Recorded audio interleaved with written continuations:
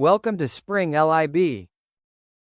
Okay, so we have a soccer ball at the foot of the hill, and then it rolls without slipping and reaches a height of 5 meters from the base. And we call it, let's say, point two, and let's call this as point one. So, a few things before we approach the problem. We can set the y-axis in the positive direction, which is vertically upwards, and set the origin as at this base where by setting the origin, essentially we're saying that um, y1 is 0, which is this point, and at this point y2 we call that h, or the height that the ball reached, which is 5 meters. Now, since the ball is rolling without slipping, so that means the mechanical energy is conserved. There's no frictional force or any other form of force present in the system. So if the mechanical energy is conserved, we can use conservation of energy, which tells us K1 plus U1 equals to K2 plus U2, where K and U are the kinetic energy and potential energy, respectively. And K1 U1 is the kinetic and potential energy at this point, and K2 U2 are the kinetic and potential energy at this point. Also, since there is no slipping involved, we can say that the velocity, or the translational velocity, is equal to the rotational velocity or rotational speed times r, where r is the radius of the soccer ball. Also, we are, if since we are considering the ball as a thin hollow sphere, we can say that the moment of inertia of the hollow sphere is 2/3 mr squared, where m being the mass of the soccer ball and r is the radius, of course. Excuse me. Um, so we can see the situation over here. So at this point, the ball is rolling and also going up. So there is rotational and translational uh, motion involved. And when the ball reaches here, the slipping or the rotation stops, and also the translation motion stops. So essentially the ball stops here. So the only energy that's present at this point is the gravitational potential energy, which is mgh.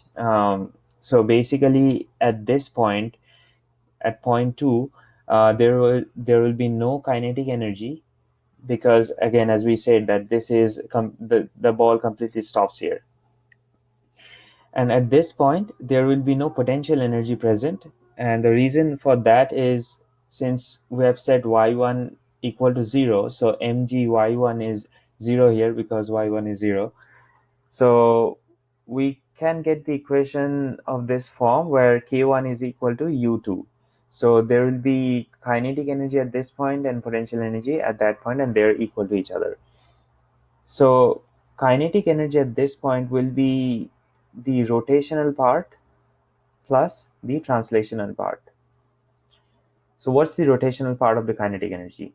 We know that rotational part is nothing but half of I omega squared. So in our case, it will be ICM, because we're considering the center of mass um, here for the moment of inertia. And omega is the angular velocity around here. And for the translational part, it's half of mvcm squared. Right, so that's the total kinetic energy at this point, and that should be equal to the potential energy U2, which is m times g times h, where h is the height. So that's what we did here. As we mentioned that we have set u1 equals to 0, k2 equals to 0, so we end up with this equation. And from k1, as we mentioned in the previous slide, that this is the addition of the translational part of the kinetic energy and the rotational part of the kinetic energy. Now ICM and omega, these two, we need these two. We know that omega has a form of VCM over R, and ICM is 2/3 mr squared. So we can use these two relations to convert that in terms of m and v. And that's what we did here. So this calculation is being done here, where we substituted ICM by 2/3 mr squared and omega by VCM over R, and we see that it's 1/3 mVCM squared. So if we put that back here and then do the calculation, we see that the total kinetic energy is 5 over 6 mVCM squared, which is equal to mgh. So we got rid of m's from both sides, and we see that VCM has the form 6gh over 5, where h is given as 5 meters. So we substitute that here, and g is 9.8 meter per second squared. Using those values, we see that the translational velocity is 7.67 meters per second. So that's how fast the wheel is moving. So by or at that's how fast the wheel or the soccer ball is going up. Now we need the rotational velocity here, or in other words, the rate. um, at what rate was it at what rate the soccer ball was rotating at the base. So that's nothing but omega.